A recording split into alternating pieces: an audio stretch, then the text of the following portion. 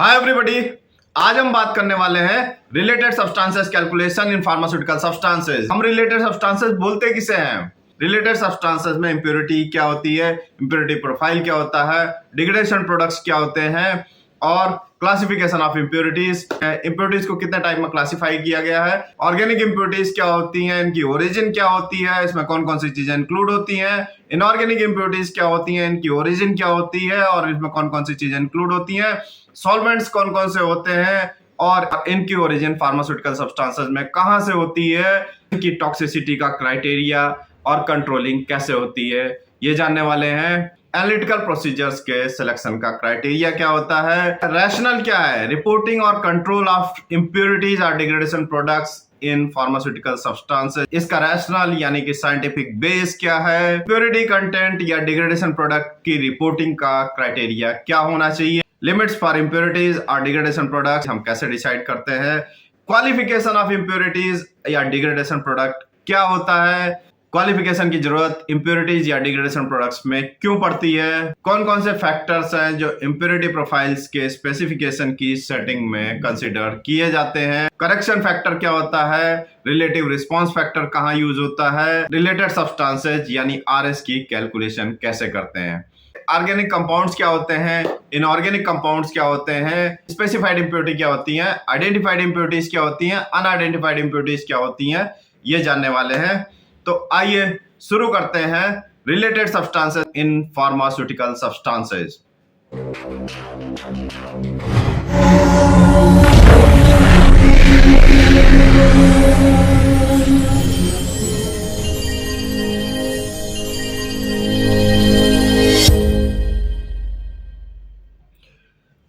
Related substances का मतलब क्या है?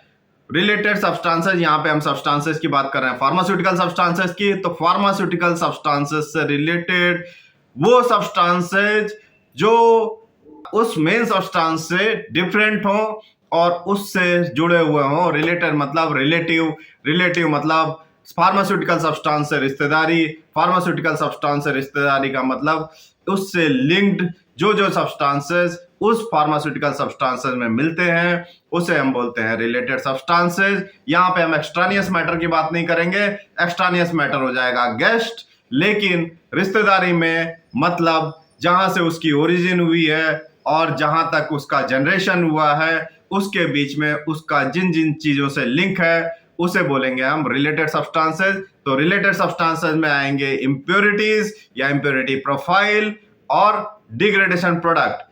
जब फार्मास्यूटिकल सब्सटेंस की ओरिजिन हुई, जनरेट हुआ और अपने कंप्लीशन यानी फिनिशिंग पर पहुंचा, तब तक जिन जिन लोगों से उसका नाता हुआ उसे बोलेंगे इंप्योरिटी या इंप्योरिटी प्रोफाइल। और उस सब्सटेंस के बनने के बाद यानी कि उसके फिनिश स्टेज में पहुंचने के बाद उसका फॉर्मुलेशन हुआ, किसी और चीज से मिक्सिंग हुई, किसी और मैट्रिक्स में वो सब्सटेंस पहुंचा, तो उसके बाद अगर उसका डिग्रेडेशन हुआ तो उसे बोलेंगे डिग्रेडेशन प्रोडक्ट। तो मेजरली आप ये समझिए इंप्योरिटीज या इंप्योरिटी प्रोफाइल सब्सटेंस के जनरेशन और फिनिश्ड स्टेज तक पहुंचने के बाद जो एडिशनल कंटेंट फार्मास्यूटिकल सब्सटेंस के साथ है उसे बोलेंगे इंप्योरिटी या इंप्योरिटी प्रोफाइल। जैसे फिनिश स्टेज में पहुंच गया, अब इसका स्टोरेज यानी कि अब जो इसकी सेल्फ लाइफ शुरू हुई, उस सेल्फ लाइफ में अगर इसका डिग्रेडेशन हुआ, इसके स्टोरेज की वजह से हो सकता है, इसकी मैट्रिक्सिंग चेंज होने की वजह से हो सकता है इसका फॉर्मुलेशन किया गया, तो फॉर्मुलेशन में होने के बाद इसकी इंटरेक्शन होगी एक्सिपिएंट से, कंटेनर क्लोजर से, तो बन सकता है डिग्रेडेशन प्रोडक्ट। अब इंप्योरिटीज फार्मास्यूटिकल सब्सटेंसेस के फिनिश स्टेज तक पहुंचने तक जनरेट हो गई या इंप्योरिटी प्रोफाइल उसका जनरेट हो गया, तो उसके बाद ये प्रोडक्ट जब फॉर्मुलेशन में जाएगा या इटसेल्फ इसकी स्टोरेज कंडीशन की वजह से कोई डिग्रेडेशन हो रहा है इसका, तो हम बोलेंगे डिग्रेडेशन प्रोडक्ट है। अगर इसको फॉर्मुलेट किया तो फॉर्मुलेट करने में इसके साथ मिलेंगे एक्सिपिएंट्स और इसकी इंटरेक्शन होगी कंटेनर और क्लोजर के साथ, तो फिर बन सकता है डिग्रेडेशन प्रोडक्ट। तो अगर कोई डिग्रेडेशन प्रोडक्ट बन रहा है तो हम उसकी डिग्रेडेशन प्रोडक्ट की प्रोफाइल चेक करेंगे। जब हम किसी फार्मास्यूटिकल सब्सटेंस की बात कर रहे हैं तो इसमें 3 प्रोसेस इन्वॉल्व होती हैं। 3 प्रोसेस मतलब manufacturing, purification and storage till self life. ये 3 चीजें इन्वॉल्व होती हैं। तो आइए अब देखते हैं क्लासिफिकेशन ऑफ इम्प्योरिटीज। इम्प्योरिटीज को कितने टाइप्स में क्लासिफाई किया गया है? पहला ऑर्गेनिक इम्प्योरिटी, दूसरा इनऑर्गेनिक इम्प्योरिटीज, तीसरा सॉल्वेंट्स। ऑर्गेनिक का मतलब क्या है? ऑर्गेनिक कंपाउंड किसे कहते हैं हम? ऑर्गेनिक का मतलब है जैविक मतलब जो लिविंग ऑर्गेनिज्म में मॉलिक्यूल मिलते हैं उनको बोलते हैं ऑर्गेनिक मॉलिक्यूल। ऑर्गेनिक मॉलिक्यूल का अगर हम मॉलिक्यूलर स्ट्रक्चर देखें, इसमें कार्बन जुड़ा होता है, हाइड्रोजन, ऑक्सीजन, नाइट्रोजन एक्सेट्रा, इन चीजों से जुड़ा होता है, यानी CHON की प्रेजेंस होती है इनके मॉलिक्यूलर स्ट्रक्चर में, तो उसे हम बोलेंगे ऑर्गेनिक कंपाउंड। और इनऑर्गेनिक कंपाउंड कौन से होते हैं? रिमेनिंग कंपाउंड्स, यानी जिनका मॉलिक्यूलर स्ट्रक्चर में कार्बन लिंक्ड नहीं होता हाइड्रोजन, ऑक्सीजन और नाइट्रोजन से, वो सारे मॉलिक्यूल इनऑर्गेनिक मॉलिक्यूल हुए। तो हमने देखा ऑर्गेनिक कंपाउंड्स क्या होते हैं और इनऑर्गेनिक कंपाउंड्स क्या होते हैं। हम यहाँ बात कर रहे थे क्लासिफिकेशन ऑफ इम्प्योरिटीज की। क्लासिफिकेशन ऑफ इम्प्योरिटीज में सबसे पहला टाइप हमने लिया ऑर्गेनिक इम्प्योरिटीज। ऑर्गेनिक इम्प्योरिटी का जनरेशन कहाँ से होता है? ऑर्गेनिक इम्प्योरिटी प्रोसेस और ड्रग रिलेटेड होती है। ऑर्गेनिक इम्प्योरिटी अराइज होती है फार्मास्यूटिकल सब्सटेंसेस की मैन्युफैक्चरिंग प्रोसेस से या उसके स्टोरेज से।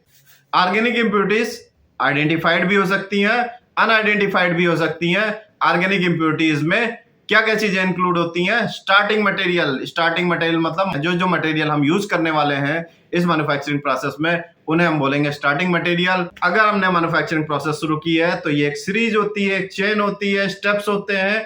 इन स्टेप्स में अगर कहीं कोई बाई प्रोडक्ट बन रहा है तो वो भी ऑर्गेनिक इम्प्योरिटी का एक रीजन हो सकता है। तो ऑर्गेनिक इम्प्योरिटी में स्टार्टिंग मटेरियल इंक्लूड हो सकता है, बाई प्रोडक्ट्स इंक्लूड हो सकता है, intermediates.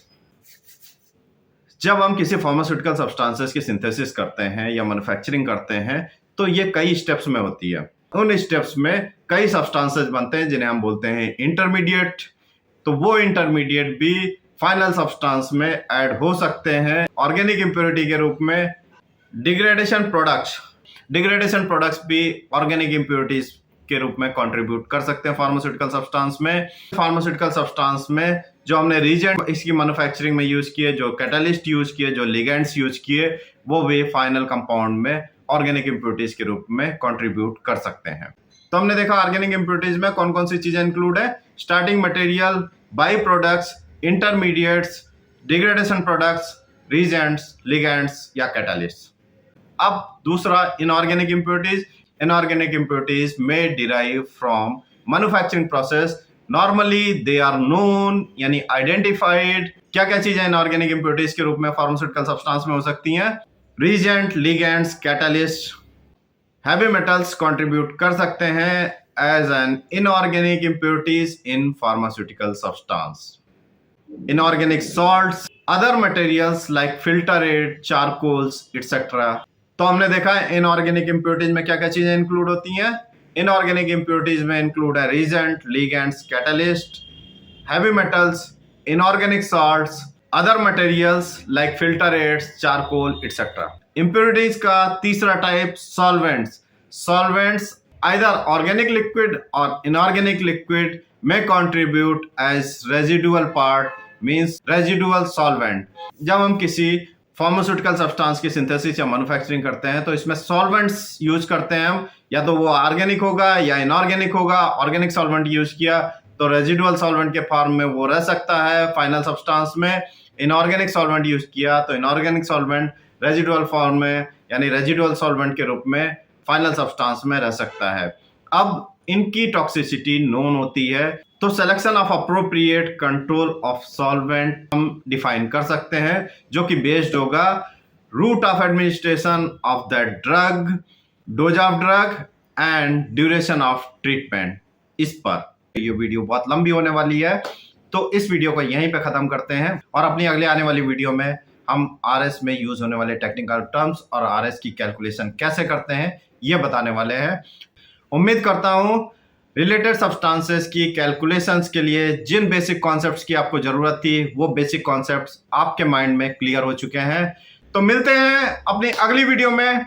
Till then good bye, thank you very much, जय हिंद।